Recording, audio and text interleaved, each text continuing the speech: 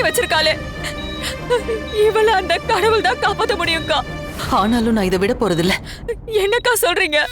அந்த கயிறை அவுக்கவே மாட்டேன்னு அவ அழிச்சாட்டியம் பண்றாள். இன்னைக்கு நான் அவளை விட போறதே இல்ல. இதாண்டி சரியான நேரம். வா போலாம். வாடா.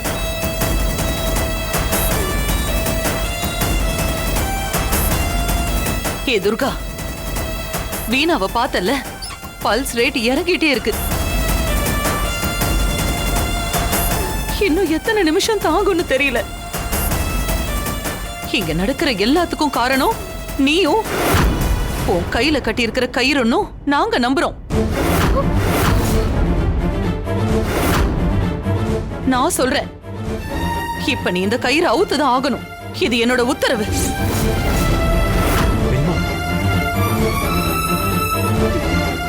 அசோக், நீ இருக்கிற தைரியத்துலதான் என் பேச்சை இவ சட்டைய பண்ண மாட்டேங்கிறா.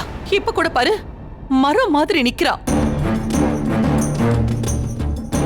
டாக்டரே கை விரிச்சிட்ட பின்னாடி வீணாவ காப்பாத்த இது ஒண்ணுதான் வழி. கயிறு அவுத்து வீச சொல்ல அசோக்.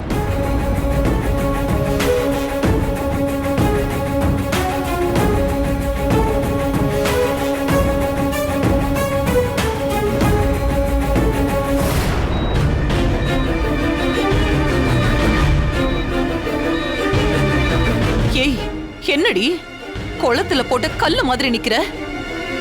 எனக்கு புரிஞ்சு போச்சுடி. நீ குடும்பத்தையே அழிக்கிற முடிவோட தாண்டி வந்திருக்க. இல்ல பெரியமா. ஆனா நான் உன்னை விட மாட்டேன்டி. இப்ப நீ இந்த கயிறை அவுத்தே ஆகணும்.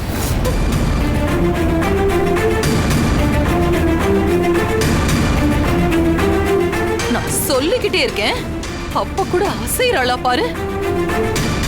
பொண்ணு பெரியமா